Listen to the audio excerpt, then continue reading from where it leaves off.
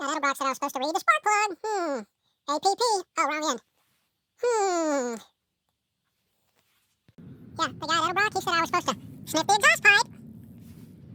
He basically said I was an idiot. Alright, gotta rebuild this car, but I don't think is any good. But what I think is plugged up are these little jets down inside there. So we're just gonna take it all apart, see if it's crusted up. So I'm just gonna take the whole thing off, disconnect all this stuff, disconnect all these pins and pieces and this transmission kick down. Looks like just disconnect that. 2 springs, 4 bolts, 2 wires, and the hose. So it should look pretty simple. This is why I don't like carburetors. This is a carburetor that's set, dried up all the fuel, so the fuel reduced itself to tar. There's little jets, probably plugged up like nobody's business. And there's a little BB in there, I need to not lose that. And all these little parts, all these little sticky parts. I bet these parts never work again. Anyway, we're gonna get some brake clean, try to clean it up. See if maybe I got a rebuild kit for the gaskets. So we'll just put everything new in here that we can put new and put it back together. I think that the thing that was always getting plugged up were these little passages in here. So we're going to try to get this thing going and get it cleaned. Alright, hopefully this carburetor reinstall should be easy. Basically I took my razor blade, cleaned all that off.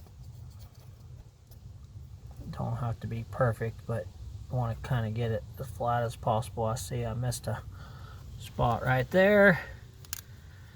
Get that off so it sits flush. And we got our new gasket. Go on there pretty simple. Just gonna leave that on there dry. And we got our freshly rebuilt carburetor, that going towards the back. Oh, I got 2 gaskets. We had talked about leaving that on there. Could probably run it with 2 gaskets, but my plan was just to leave the old one on there. Let me reinvestigate. Alright, it's got a pretty good sealing surface around that outside, so my vote is just to reuse this gasket. It's got a little damage on the outer side, but I don't think that's going to affect any sealing purposes. So that's the front. I think that will seal just fine. I don't think that will have any intake suction leaks. So I just put these 4 bolts back on, hook up all of our accessories, and I'll come back and do that in a second, take another video. Ooh-wee, that really stinks. Ran for a few minutes. Let's turn the key. Okay, I don't know if it needs choke, no choke. Choke's kind of off.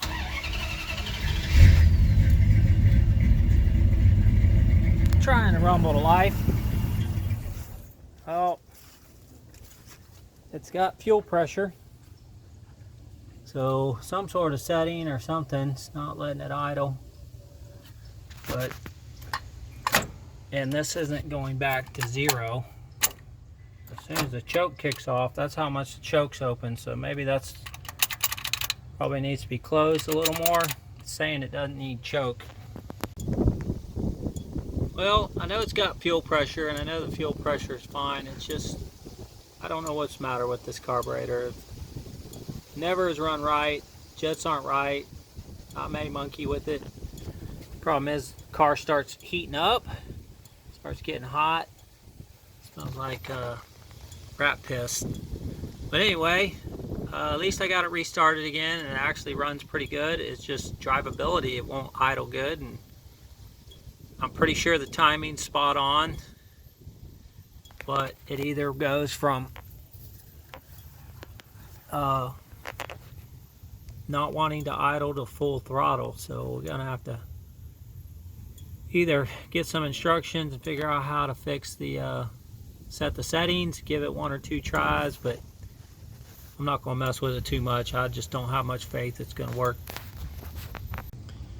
Okay, that's kind of funny because, sorry about the video being jerky, I was researching why this thing wouldn't idle and I forgot to put the plug.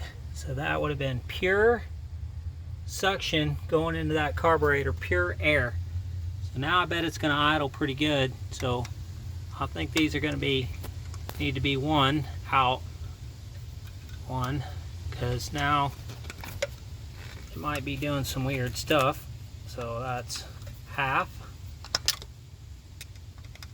and one. And this is probably going to need to come off of this idle all the way till it's barely touching, because I bet that would be screaming fast. Okay, that is just barely touching, so we'll adjust that if it runs good. Here we go. Let's I'll put the smaller battery that fits in there. And Chrysler's are real weird about being touchy with the positive cable like old farm tractor. So let's see if we can turn the key, see if we can get a good idle. Put the key in that bad boy.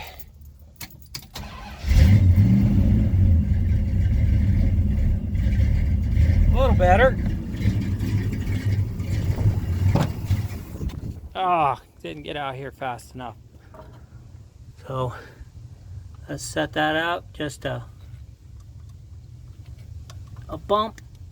Keep it idling so I can adjust it, and we'll see how it goes. Lock myself back out.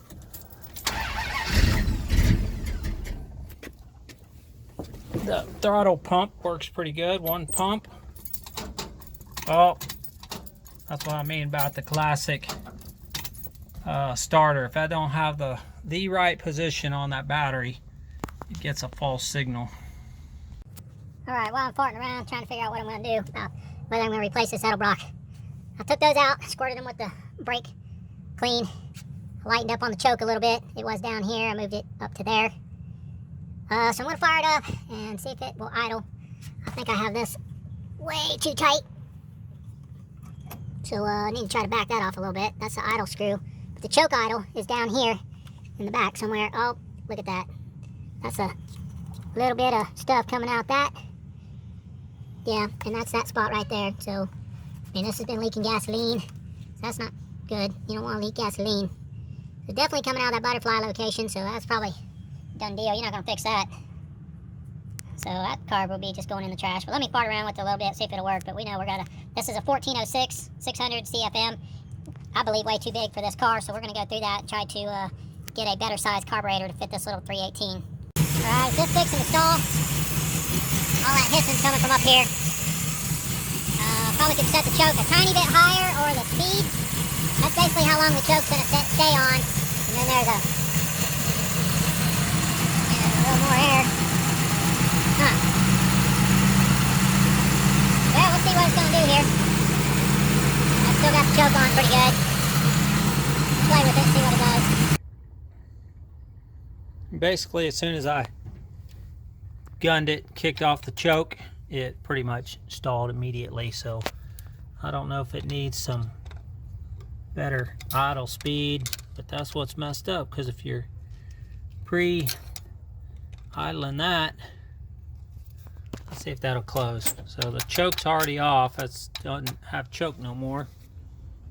So let's give it a try. I had my daughter come out here, and I had 6 PSI. That's adjustable, but I don't think that's too high for that, but that ain't the problem. It will idle with the choke on, so that means it's probably too lean now. So as soon as you take off the choke and restrict the air, I don't know, I'm just tired of messing with it. And it's leaking fuel, and it was not a brand new Edelbrock, and you have to adjust it with the jets and needles, and that's pretty retarded, so I don't really want to mess with it anymore. I think we're going to go to Holly and see how because Holly has the smaller carbs, so we're going to try to get something under a 400. A 500 would probably work, but all the research I'm doing, 500 is still way too big. So we're going to research that a little bit more and choose one that we believe will make this work pretty good and move on. Okay, I did call Edelbrock before I gave up on this carburetor. I've already given up on it, but to talk to them about if they knew what jets and needles to put in this thing for a stock 318, and he said there were too many variables and that I was supposed to use that chart. And I kind of explained to him that, you know, I really couldn't do that, couldn't figure it out. It's just a bunch of guesswork. So he told me that I was supposed to smell the exhaust and make changes from there. And then he proceeded to tell me that I was supposed to read the spark plugs. So basically, you know, it's just, this is too big of a carburetor for this car, and then just to try to rejet it and needle it for, you know, for this 318 is just ridiculous. So basically when I told him that most people couldn't do that and I couldn't do it, he basically said I was an idiot. He basically said I was an idiot. So after I thought about it a little bit, and he's probably right, I was an idiot for buying a 600 carburetor. It should be a little more simpler to be able to put this on here. I could adjust this carb for it to run here in the driveway, but as soon as you took off and it adjusted the parameters, it just flat on its face. Never could drive it around, always fluttering the gas. Stunk like nobody's business. It stunk when you drive it. It stunk when it was in the driveway. So it was just way too rich. But then, you know, is it rich? Is it lean? Is it bogging? Why is it bogging? Is it bogging because it's lean? Is it bogging because it's rich? There's just no way to tell without some sort of fuel ratio sensor. And nobody has one of those. So, in my opinion, it's just too big. Even that 500, that's why I didn't go with the 500, because even that was bigger than that 450 Slayer. So it's going to give me a chance. Oh, the other reason that I didn't go with the 390 was because it said it wasn't recommended to run with these adapters, that it was supposed to be used on a square intake, square bore, and I'm not sure that that's a square bore intake. I think that's one of the other one that's not recommended. So that was another reason, and the price. But that's the one I really wanted to put on here. God, Edelbrock said I was supposed to read the spark plug. APP. Oh, wrong end. Yeah, the guy at Edelbrock, he said I was supposed to sniff the exhaust pipe. Okay, I tried to put the stock 7547 back in there, but I'm pretty sure that it changed this out to a 92 or an 89. So I'm not sure how it was running on this one, but just for the fun of it, since it wasn't running good on that one, I'm going to try the 6347. Will actually make it richer than this one and give it more gas. So we're just going to try it for the fun of it. It's pretty simple to change these out. So I'm going to go ahead and stick those in there and try to fire it up, see if it'll run. And I put these other springs back in there. So I'm not sure whether those are the yellow springs, but I had the pink springs. So I don't know if it needs a lot of vacuum. My engine has a lot of vacuum, so it probably needs the big springs, but I thought those were stronger springs, and I don't think they are. So I'm just going to put the purple ones back in too. Yeah, with those changes, it's actually running halfway decent. You see PSI, like stumbling all over the place. Yeah, I think that's a fuel problem. Seems the island high, the choke, I'm sure, is still on. Choke kick off, they don't stay running. Drop that fan, even better, fan's covered. Nope. Immediately died, so let's turn in this thing, try to get some power to that. Well, just will not stay idling. The auto response is good, but no idle. Just will not stinking idle. And the idle screws are these things. So I don't know if it's getting too much, not enough. Radiator, that's why I bought a new radiator. I can hear this radiator sizzling because it was all leaking, so I got a brand new radiator for it. Well, that right there is why I'm getting a new carburetor. I just have never been able to mess with this thing. And I need a slower idle speed than that. That thing's all over the place.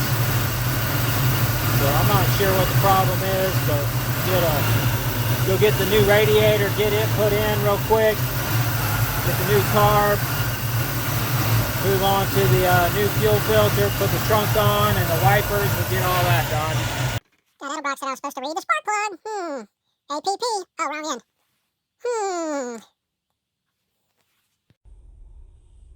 Yeah, the guy at Edelbrock, he said I was supposed to sniff the exhaust pipe.